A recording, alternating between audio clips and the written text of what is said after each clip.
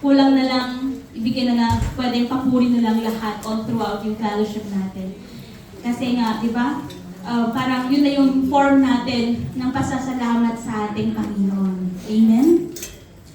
So, ano bang sinaselebrate itong month na to? Love, di ba?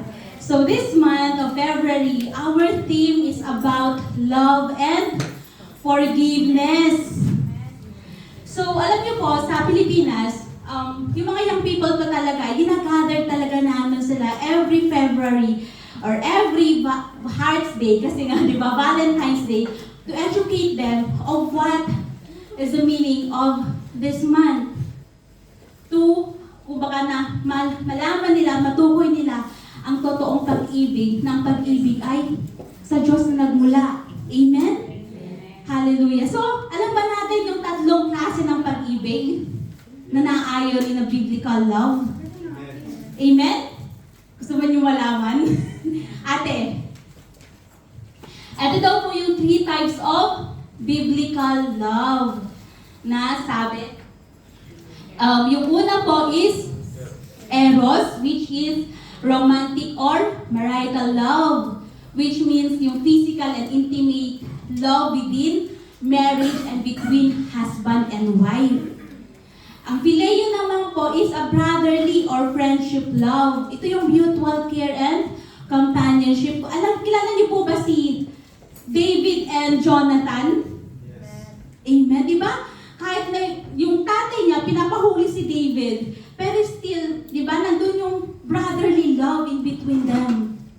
Amen? Yung agape naman is God's divine or unconditional love, which is sacrificial, self-giving, expecting nothing in return. Amen? So, yung topic natin today, next slide po ate. Sabi po dito sa 1 John chapter 3 verse 18, basahin po natin. My little children, let us not love in word or in tongue, but in deed and in truth. So yung topic natin today is about, next po ate, no filter love or genuine love. But next to that, let us pray. Hallelujah, Lord. Hallelujah, Jesus. Father God, thank you for your word, O Lord Jesus. And we're excited, Panginoon, O Lord, na matutunan ang iyong mga salita this afternoon, O Lord, O God, in regards, Panginoon, for this no filter love or genuine love, O Lord God. Be with us, O Lord Jesus, and hide me, O Lord, O God, in your mighty presence, O Lord, na yung mga salita mo lamang, Panginoon, ang siyang magmumutawi sa aking mga labi, O Lord, O God.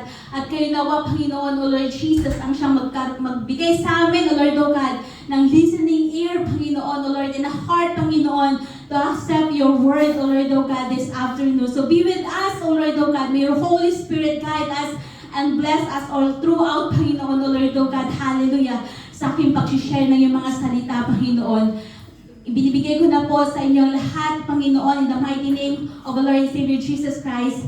Amen. So, kilalanin muna natin kung sino yung author ng book ng 1 John. Kilala po ba natin? Ayan o.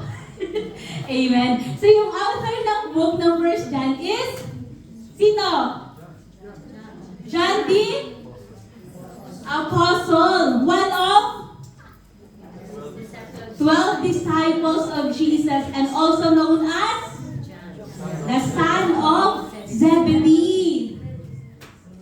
Si son of Zebedee daw, sabi dito, nung tinawag sila ng Panginoon, sabi sa Mark chapter 3 verse 17, James, the son of Zebedee, and the brother of James, to whom he gave the name Boanerges, that is, sons of thunder. Kasi alam niyo po si John, alam niyo po, bakit sila, sabi po yung Boanerges means son of thunder or his fire. Kumbaga talagang, alam mo yun, kilala sila na mainit yung ulo, may pagkamainitin ng ulo, or madamdamin, or medyo, kumbaga madaling, alam mo yun, madaling magalit or mainis, mga ganun ba? Kaya nga tinawag na sons of thunder or Boanerges. Amen? Kasi, alam niyo po, marami pa in the book of, especially the gospel book, in regards dun sa attitude ni John. Kasi sabi nga sa Luke chapter 9 verse 54, when a Samaritan village rejected Jesus Christ, alam niyo po bang sabi niya? Lord, do you want us to call fire down from heaven to destroy them? Kasi nga hindi sila na-accept, di ba? So ganun na lang ka-fiery yung spirit ni John. Di ba? But you know what? John was transformed. Na-transformed from thunder to the apostle of love. Kasi kung pupuntahan mo yung 1 John, it's about love. Amen? Alam mo ba kung bakit siya na-transform? Kasi na-witness niya yung pagmamahal, yung sacrificial love ng ating Panginoon. Nakita niya when Jesus was crucified on the cross and he experienced the resurrection of our Lord and Savior Jesus Christ. And when he received the Holy Spirit. Kaya from mainitin ng ulo, from madamdamin to love, puno-puno yung pagmamahal ng puso niya. Di na siya yung, Lord, sige, gusto mo ba na ipag-pray namin itong village na to, napakapuyin? Di ba? From, ngayon sabi niya na, yung sabi niya na, my little children, let us not love in word or in tongue, but in deed and in truth. Grabe, no? Ang pagbabago sa buhay ni John. Kasi alam mo, nung binago na siya ng Panginoon, nandun na yung love, nandun na yung fellowship, nandun na yung light, nandun na yung truth sa kanya. Kaya nga sinabi niya, di ba? Beloved, let us love one another. Kaya, di ba? From one son of thunder became known as apostle of love. Amen? Grabe, no? Yung pagbabago ng ating Panginoon kay John. And you and me can do that. You and me can do that as well. Di ba? Na tayo ay babaguhin ng Panginoon ng naaayon doon sa gusto niya, doon sa purpose niya sa ating buhay. As long as we are willing to be used by our Lord. Amen? Hallelujah. So, go back to our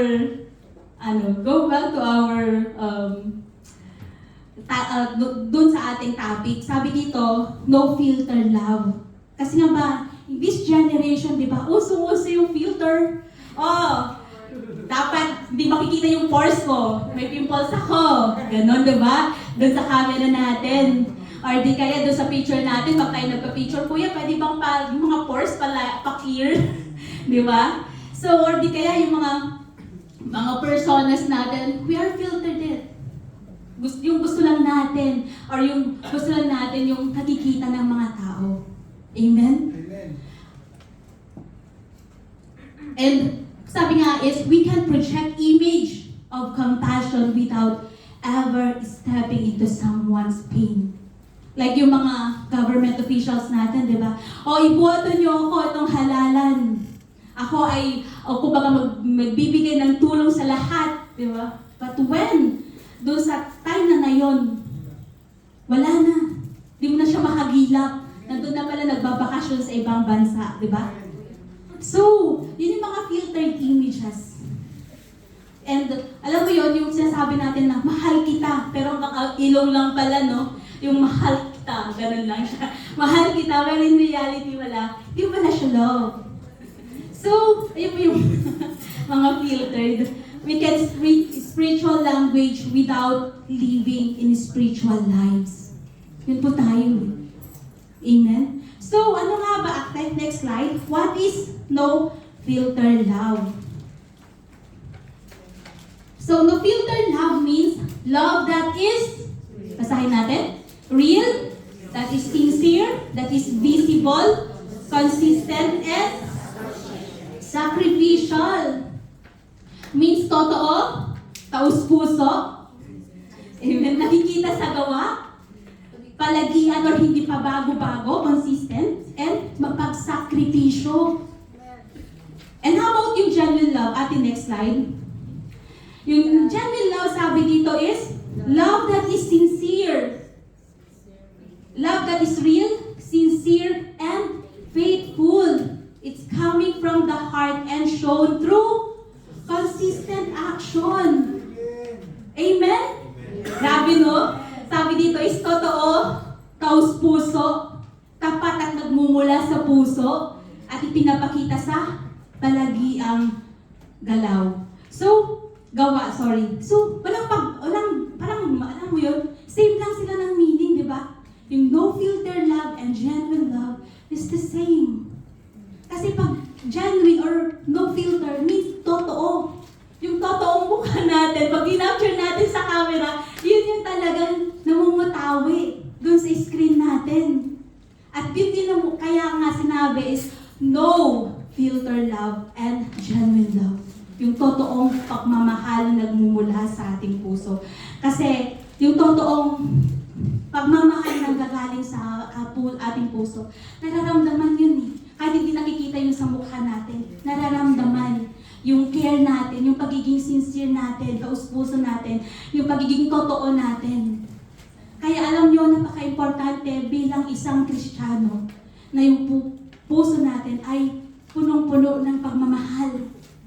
Dahil alam nyo, sabi nga niya, kung yung salt ay wala ng taste, wala na yung silbi. And likewise, kung walang pagmamahal sa ating puso, it's useless. Amen? Hallelujah. Kaya nga sabi dito, John says, don't just talk about love, but live in it. Kaya ba natin? Parang di ba ang hirap everyday sa trabaho natin, sa metro, di ba? Parang bang, Lord, tinuruan mo kong magmahal, pero paano ko bang mahalin yung amoy? Di ba? Yun yung number one. Paano ko mamamahalin yung grabe na ang hirap niyang pakisamahan? Di ba? Yun yung mga number one na natin. Na kung paano ba natin mahalin to? Bakit ba sinasabi na kailangan magmahal? So, ating aalamin, and we will going to explore 3 truths about genuine or no filter love. Number 1, ate, sabi dito, sa 1 John 3 verse 18, sabi dito, let us not love in word or in tongue. So that means love is more than words. Amen. Kaya huwag tayo mangako sa mga pangako. Amen? Kasi yung mga pangako na yun hanggang ano? Hanggang salita. Diba? Amen. Kaya wag. Ay, sorry. Huwag maniwala ha sa mga pangako. Amen. Pero sabi dito, John is not against Cain's word because his scripture is full of encouragement to speak life, but he is confronting against empty love. Na yung love na sounds good but does nothing. Wala naman siyang ginagawa eh. Sasabi lang niya, mahal kita, pero wala naman siyang ginagawa. Para alam mo yun, yung in this generation, di ba? Uso na kayo ngayon yung pagmamahal ng salita lang. Kasi tayo na, agad-agad, di ba? Nagsabi lang ng I love you, okay, tayo na.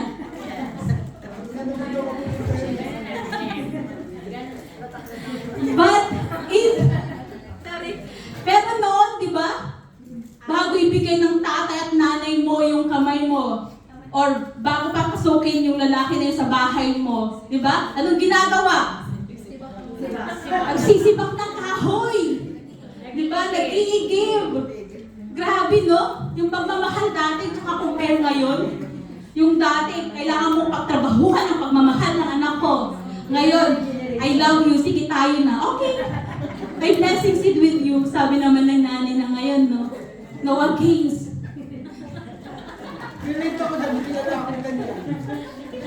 Sorry po kung may nasasaw na no. Pero, sabi nga po sa salita ni John is, love is more than a word. Amen. Next slide, ate.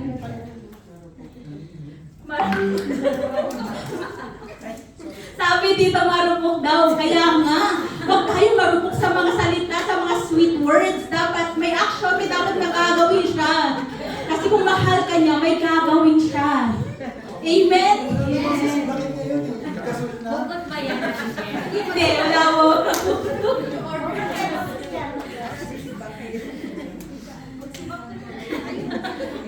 Sabi dito sa... Nawala ka yan.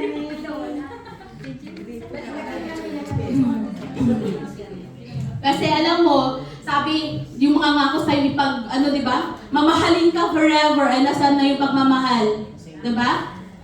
Kaya kailangan wino-work out. Kailangan may ginagawa.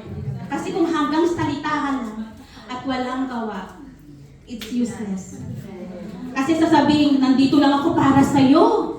Tiwali-tiwala ka naman, pero nung nasa sitwasyon ka na ng gano'n, nasaan, di ba? Amen? Yung, di ba?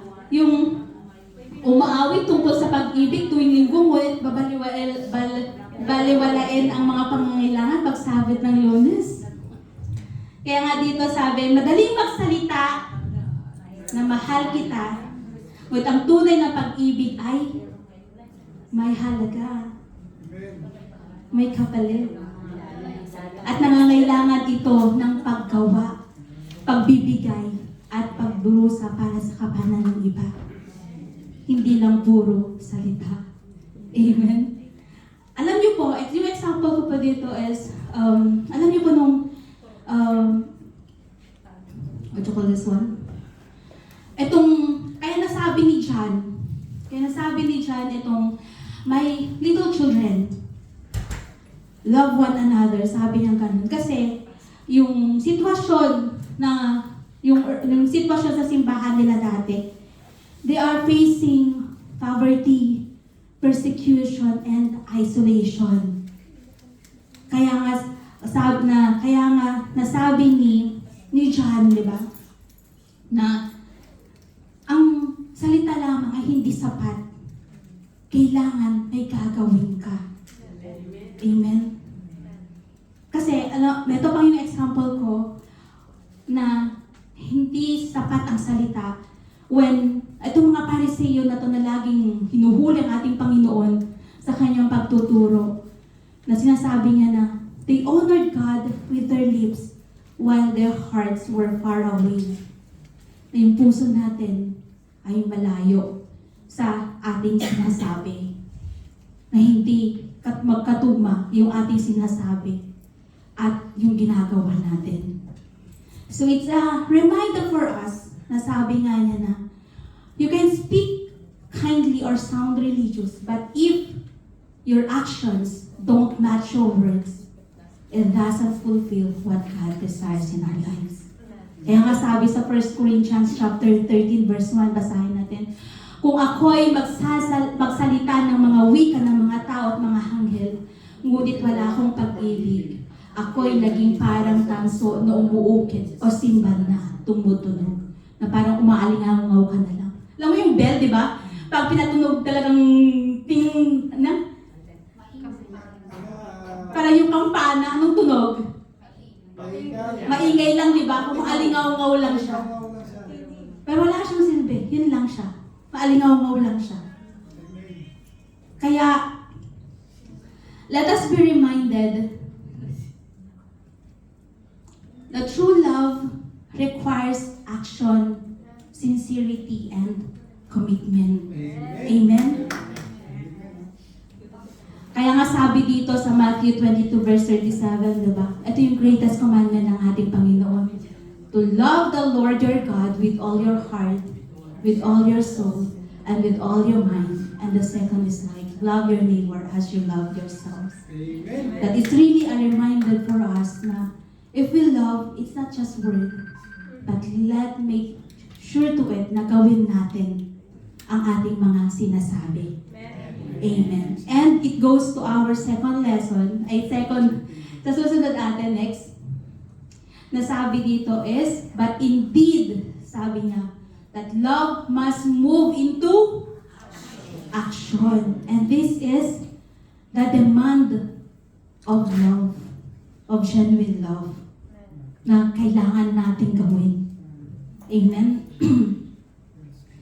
Sabi dito, ang salitang ginamit ng Juan ay nagpapahiwatig ng aktibo at praktikal na gawa ng may totoong kilos at totoong sakripisyo. Na pag sinabing may nagugutom or may nangangailangan ng kapatiran, are we willing to help them? Amen. Diba? Pag ang kapatid natin na di-discourage, anong ginagawa? Dini-discourage ba din ba natin? Still? No. We must encourage them. We must visit them. We must speak to them. Amen? Pag may nagkamali, pinagtatawanan ba natin? No. Diba? But, tinuturo natin, ginaguide natin sila sa naaayon para hindi sila mapariwara, para hindi sila mawala doon sa presensya ng ating Panginoon. Amen. Dahil ang pag-ibig, diba? Pag-ibig. Sarap dinggin, no? Kasi yung pag-ibig, parang alam mo, pag sinabing pag-ibig, it's all about romantic love only. Pero pag yung, ang di lang po romantic, it's been, sabi dito yung phileo natin, it's been our brotherly and sisterly love. Amen. Especially in our church, di ba? Di tayo kakilanlan, di tayo magkaano-ano, hindi tayo magkamag-anak. But, we are gathered into this place as one to give praise to our Lord and Savior Jesus Christ. Amen. Yun yung brotherly and sisterly love. And that God wants us na tayo ay magmahalan. Amen? Kaya nga dito din po ba, yung expression ay, ate next na po.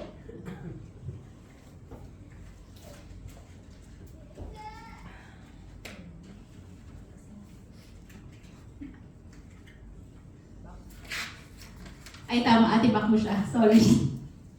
Sabi dito,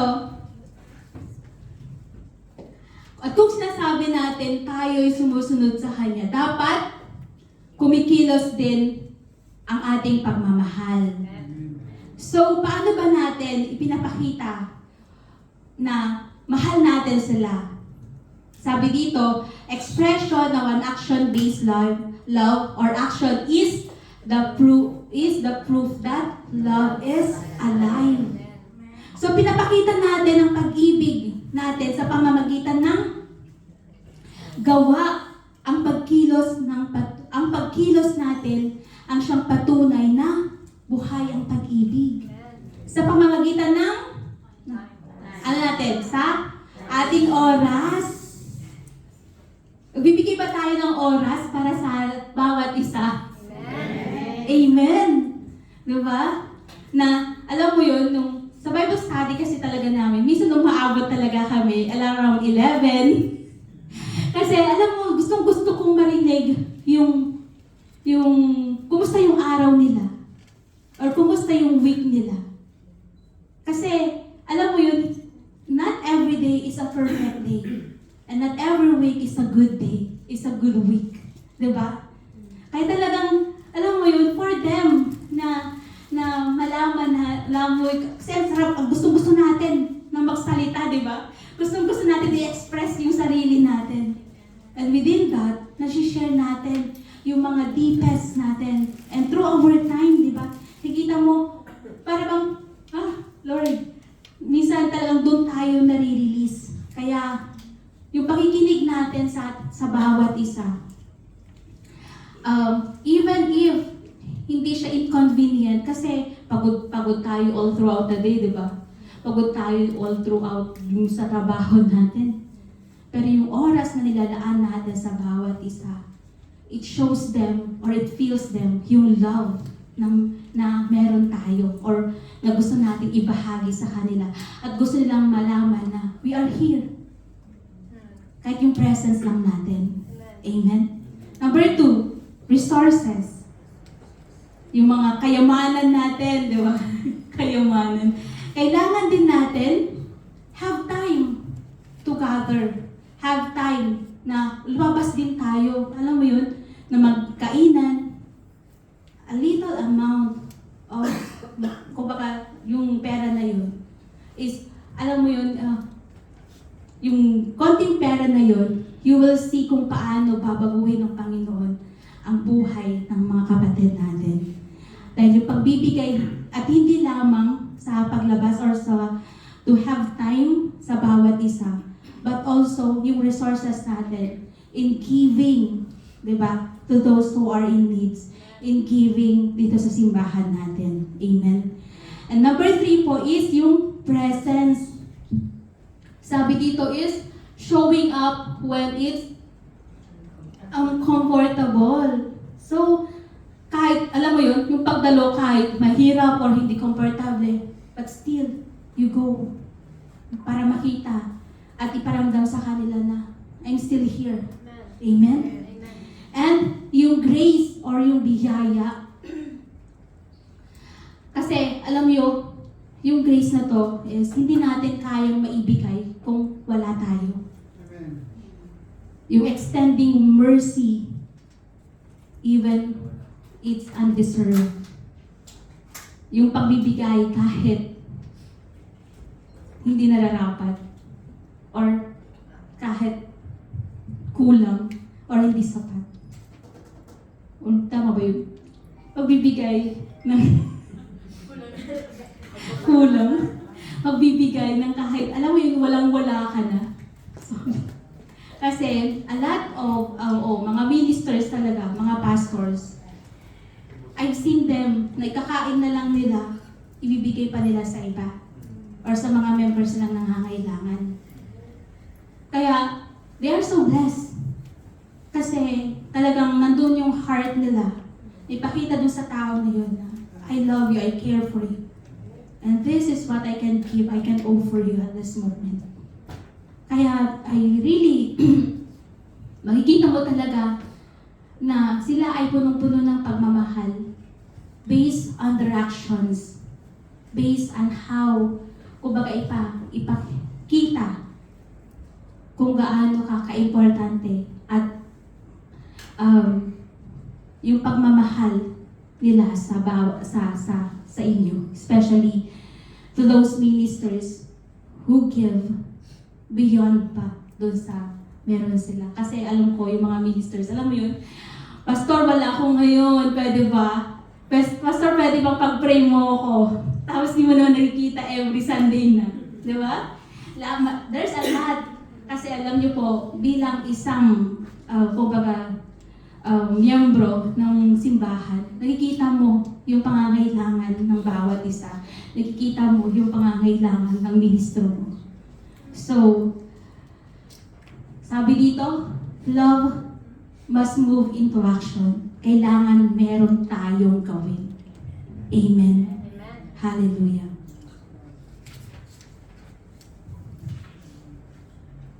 Because ang gawa, ang patunay na buhay at tunay ang pag-ibig. Alam niyo yung si Jacob, di ba? Sa Bible. Amen. Ito about love na naman to. Bago binigay ni Laban si Rachel, anong ginawa? Anong sinabi ni Laban kay Jacob? Kailangan magtrabaho ka dito sa aking kabahayan ng 7 taon bago ko ibigay ang aking anak sa iyo. Ginawa ba yun ni Jacob? Amen. Amen. Kaya kailangan meron tayong gawin. At kaya nga sabi, ang pagmamahal ay hindi hanggang salita lamang. But kailangan mayroon tayong gagawin. It must move into action. Amen? Sabi nga is, faith without works is dead. In the same way, affection without action is hollow. Parang alam mo yun? Mababaw na. Walang, alam mo yun? Madaling matibag. Amen? Number 3. Sabi ko dito sa sa pinaka ano niya is and in truth. So sabi po dito is love must be rooted in truth. Because this is the foundation of true love. Amen?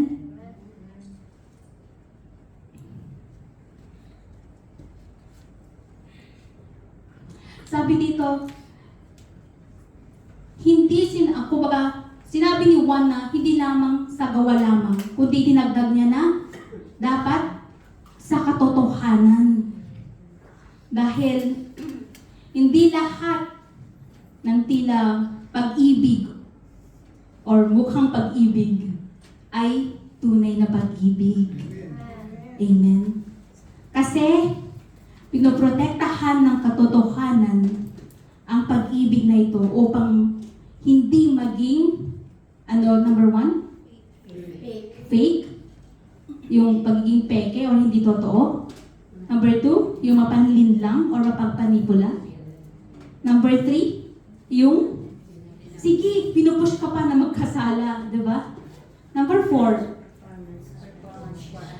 yes, yung ginagawa para lang maipakitang gilas or magpapansin, di ba?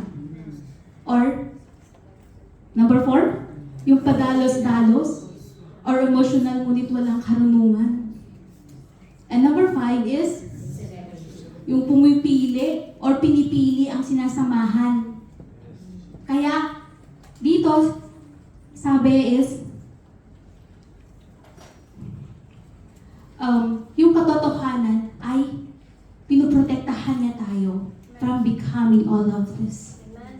Kasi kung alam natin ang katotohanan ng salita ng ating Panginoon, hindi tayo mapapanipula ng mga ito. Amen?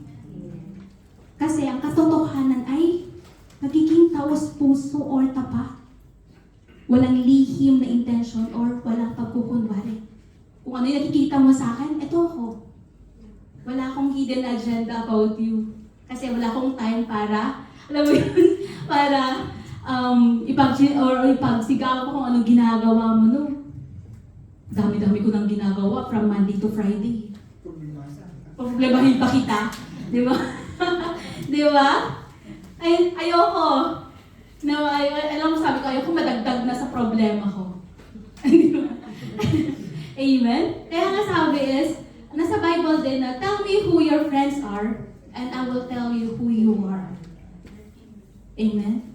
And tell me your choice, and I will know where you are. Kumbaga, kung alam ko na kung ano yung gagawin mo. Amen?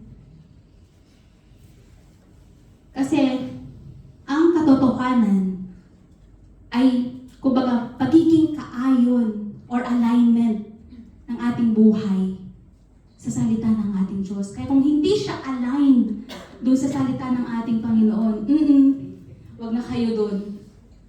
But go to the truth. Go with the truth.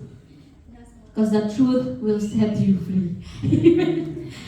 Amen? Ang mga salita, kasi ko sabi, pag tayo nakarinig ng salita, let's cut to it. Kung puro paninira lang, let's cut to it. In your ears pa lang, cut mo na. Kasi kung, alam mo, kung makakasira din lang, dun sa paglakad mo sa ating Panginoon, cut it off. But walk uprightly into the ways and will ng ating Panginoon sa ating buhay.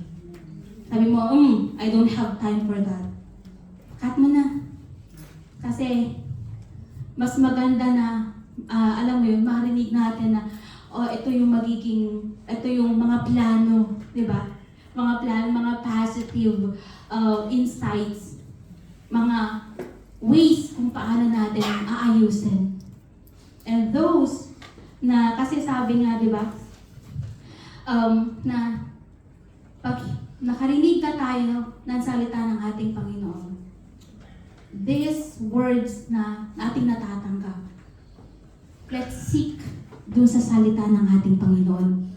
Kung nandun ba, kung tama ba, or kung okay ba na ito ay ating tanggapin. Kasi kung hindi, release it. It's not good for our health. It's not good doon sa ating relasyon sa bawat isa. And it's not good na sa ating paglakad sa ating Panginoon. Kasi kung iyon ikakatalisun mo, better to stop it and to stop that person. Diba? Sabihin natin, pwede bang pag-usapan na natin about lang sa ating Panginoon and how we will flourish. Diba? Doon sa gawain niya sa ating buhay. So, ang pag-ibig, ang tunay na pag-ibig, ay hindi nagdiriwang or nakakasakit ng kaluluwa or what you call this one? Or kalooban. Real love does not celebrate what harms someone's soul. And real love does not ignore destructive behavior. Real love speaks truth even when it's hard. Alam mo yun? Kahit na, sabi ko nga, mas tatanggapin ko pa na sabihan mo ko in front of my face than malaman ko at my back na ako pala yung pinagchichismisan. Ganun ba? Even in my closest friends, I really love kumbaga na sabihin mo sa akin yung problema. Straight, kumbaga, and direct to the point. Kasi at least, alam ko na kaya natin tong ayusin dalawa. Even in the relationship, di ba? Without proper communication, di ba? At kung lagi na lang kayo nagbabangayan, walang give and take, wala kang pupuntahan, hiwalay lang. Di ba? But, kung pinag-uusapan ito, inuupuan, pagkatapos niyo magalit, sige, magalit kayong dalawa. Pagkatapos mahimasmasan, umupo kayong dalawa. Di ba? Yun yung tamang counsel ng mag-asawa. So, ganun kasi yung nakikita kong counsel na ginagawa ng aming pastor. So sabi, sige, upo kayong dalawa. Ako magsasalita, tapos na kayong magsalita. Diba? So, let us, kumbaga, have a good communication. Na talagang, okay, let's stick to it. Diyan, ayaw ko yung pagiging stay to the point mo. Pwede bang babas-bawasan mong magsalita? Ganun, diba? So talagang, kasi ako po minsan talagang hindi ko rin mapipigilan yung bunganga ko na magsalita direct to the point, and even into that. Na talagang, minsan talagang matalikod na lang ako na, Lord, pwede bang, alam mo yun, pwede bang umalis na ako kasi I cannot tame my tongue. Ano yun? Di ko kayang i-tame yung tongue ko. Kasi whatever truth na meron tayo, especially if it's aligned to God's Word, ang hirap nating, alam mo yun, i-tame yung sarili natin. Because we will stand whatever yung salita ng ating Panginoon sa ating buhay. And we will stand doon sa salita ng ating Panginoon. Kasi meron tayong Biblia eh. We can read it anytime. Amen? Kaya, next slide ate. Napapadami na ako ng salita. Uy. Tapos sabi dito, grace without truth is compromise. And truth without love is cruelty. And God calls us both. Yun lang. Wala nang iba na gusto ng Panginoon sa ating buhay. Next slide, ate. Kasi, nasabi dito, yung human love or yung pag nagmahal tayo, sabi dito, I love you if you respect me. I love you if you agree with me. I love you if you benefit me. Pero yung pagmamahal ng ating Panginoon, ang sabi dito, love gave heaven best. Love gave without guarantee. And love gave while we were still sinners. Ang sabi niya sa John 3:16, for God so loved the world that He gave His only begotten Son. Grabe yung sakripisyo ng ating Panginoon, no? Are you willing to give your Son to offer it? Diba? Anak mo yun, gusto mo bang ibigay? I-offer mo? Alam mo yung taas papugahin ng apoy? No, diba? Di natin yung kaya. Yung emotion, Lord, binigay mo to sa akin, bakit babawiin? But God's love is sacrificial. Ibigay niya yung anak niya for us as sacrificial offering. Kasi tayo ay, kumbaga, makasalanan. At hindi tayo katanggap-tanggap sa ating Panginoong Ama. And the cross is the ultimate demonstrations of love. That not by words, not by promises, but in action and in truth. Diba? Ang sarap sabi ng Panginoon, hindi kita sabi ng Panginoon na, mahal ko kayo, hindi lamang sinigaw ng ating Panginoong Jesus from heaven, no? Mahal ko kayo. Hindi niya sinagaw na ganun. But He came. And He gave He gave His life for us sinners. Diba? Undeserved. Kasi He's holy, eh. He is just and He's righteous. Diba? But because of love, dahil mahal tayo ng ating Panginoon, sino ka man or ano ka pa man, in His sight, you are precious. Amen. Hallelujah.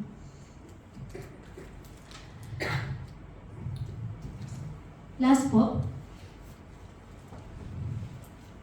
Next po atin. So,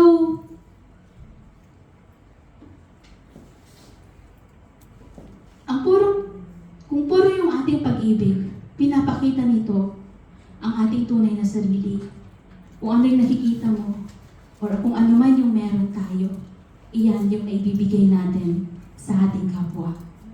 Dahil hindi natin kayang ibigay kung ano man yung wala tayo. Amen. Last po, sabi po dito, is yung application. How to live in no-filter love. Sabi po dito,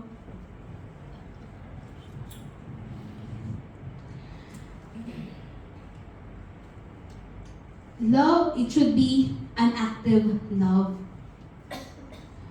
Sabi dito, it shows up even when it's inconvenient. Number 2 po, sabi dito to is consistent love. Not seasonal or emotional. Hindi ito nakadepende sa mood. O sige, gusto mo ngayon, tara. Pero bukas, ayaw na niya. Number 3 po is yung authentic love. The same in public and in private. Hindi yung, oy, mahal kita, pagtalikod, taas kilay, di ba? Number 4 po is sacrificial love. Willing to give and forgive and to serve the Lord. Amen. So, let us ask ourselves, di ba? What does it look like or how does it feels pag, alam mo yun, pag ginawa yun sa atin or hindi tayo, or ano ba yung nagawa natin all throughout the week in regards of love. Diba?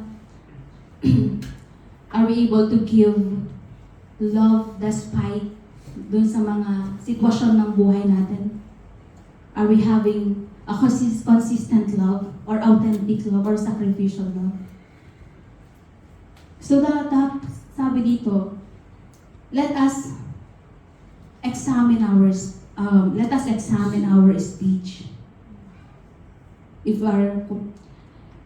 examine our speech. Let us, kumbaga kung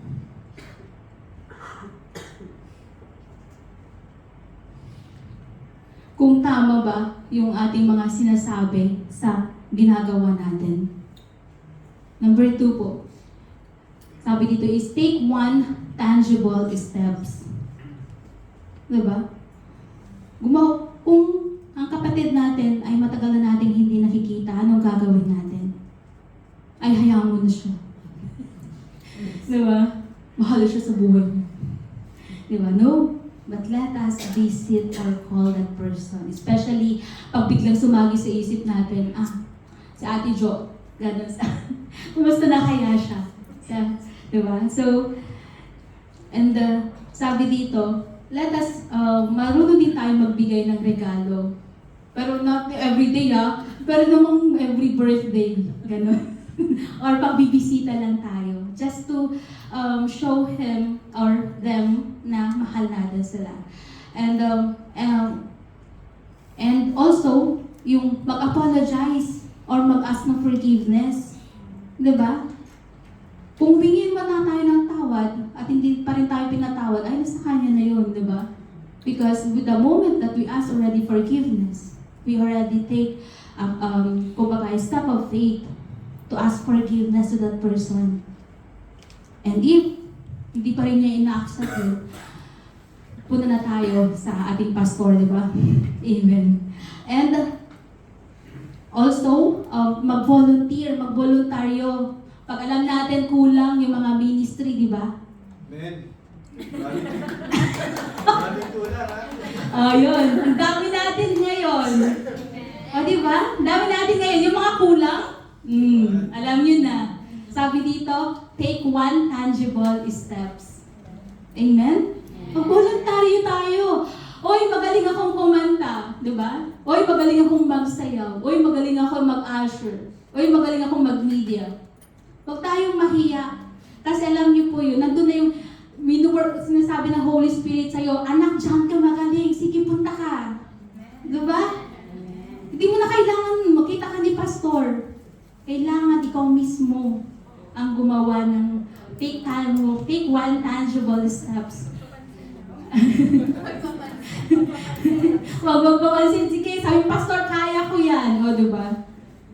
Mag-volunteer. And also, ayan po. Sabi po dito, number 3 is check our motives. Suriin ang ating motibo na kung tama ba yung heart natin. Tama ba yung ginagawa natin? Is it aligned to the will ng ating Panginoon? Amen? And last po is balance, grace, and truth. Tanungin yung sarili natin, di ba? Na pinagkakaila ko ba ang mahirap na katotohanan para mapanatili ang kapayapaan? Or ginagamit ko ba ang katotohanan para iwasan ang habag at malasakit? So, nandun na yung i-assess natin yung sarili natin. Are we giving grace and truth dun sa ginagawa natin? Are we giving glory sa ating Panginoon? Yun yung pinaka big question sa sa ating gagawin. So, living in a no-filter love, sabi mo, kailangan maging active, consistent, authentic, at mapagsakripisyo. Amen? Kasi bilang isang believer or isang nagmamahal sa ating Panginoon, ito yung mga pagmamahal na kailangan bit natin everyday.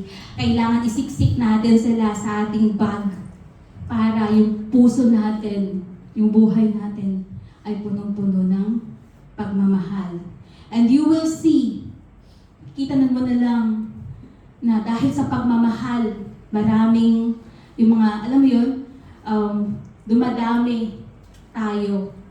Yung mga marriages, yung mga mag-asawa, alam mo yun, unti-unti makikita mo kung paano sila, alam mo yun, magkasama ulit, naging maayos ang kanilang mga relasyon. Yung families, they are bringing, kumbaga, yung kanilang mga families and friends, and yung church, it will be united. Amen. And yung communication na andoon. Kasi bakit? Nandoon yung pagmamahal. Amen? Sabi nga dito, Jesus said, the world would know that we are His disciple by our love. Dahil doon sa pagmamahal na ipinapakita natin. Hindi sa ating mga arguments, hindi sa ating mga posts, hindi sa kung ano man yung pinapakita natin, but on how we love. Kung paano tayo magmahal sa ating mga kapatid in truth and in actions. Amen? Conclusion po.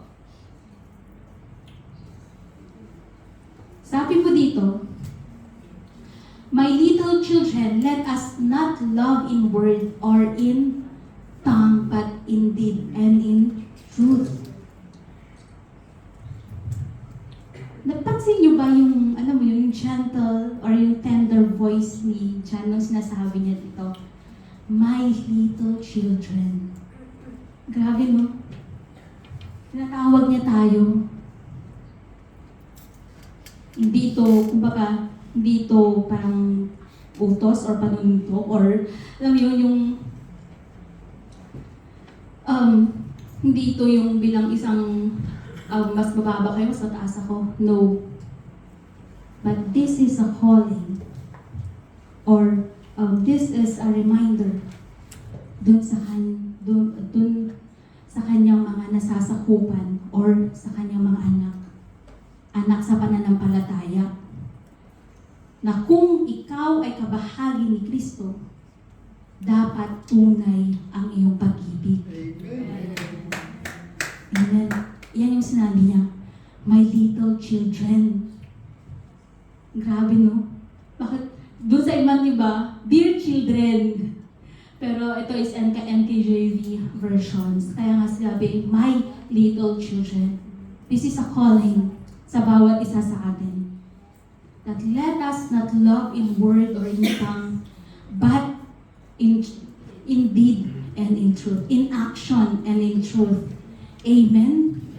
Tinatawagan ni Juan ang mga mananampalataya na to grow up in love. Ate, next.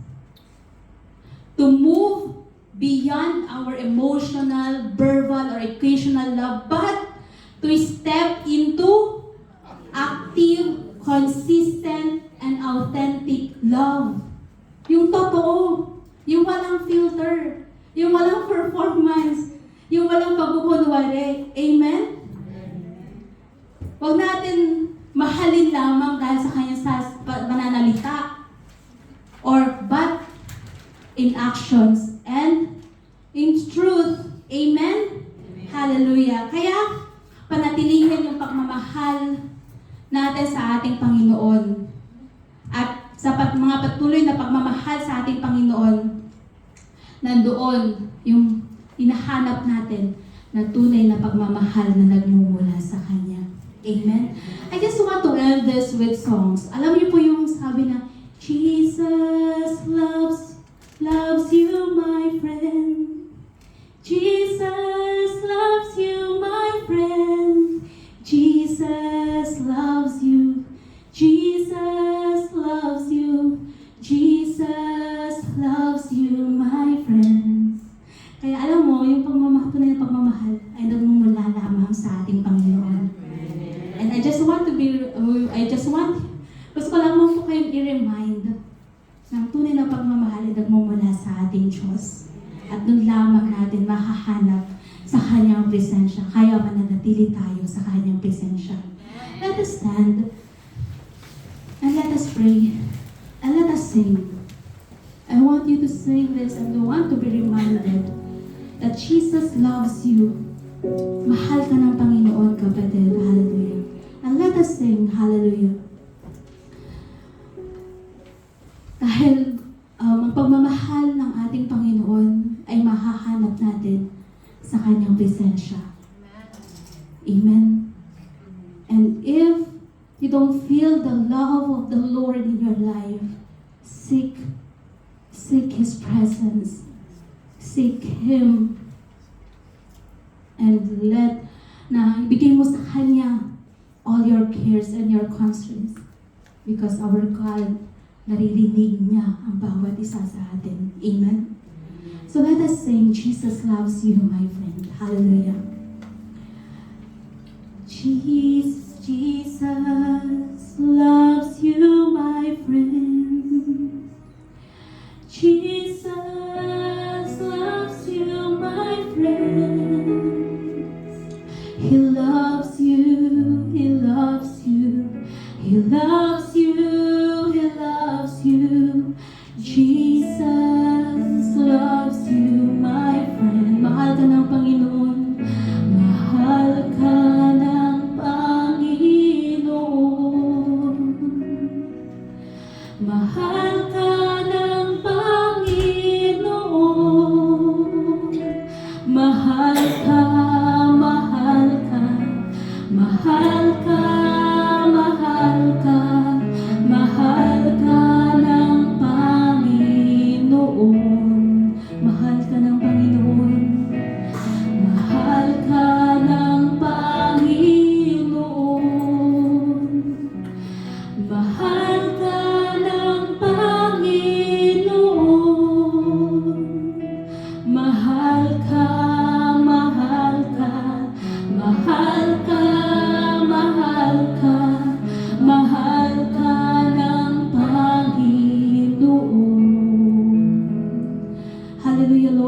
Jesus. Hallelujah, Father God. Thank you, Lord, for reminding us, Lord Jesus, that you love us so dearly, O Lord, oh God, that you gave your begotten Son, Jesus Christ, for us, O Lord Jesus, to be redeemed, Panginoon, O Lord God, from all our sins, from all our unrighteousness, from all the things, Panginoon, na hindi ka nalulugod sa aming mga buhay. Kaya, Father God, manatili ka nga po sa bawat isa sa amin, O Lord Jesus.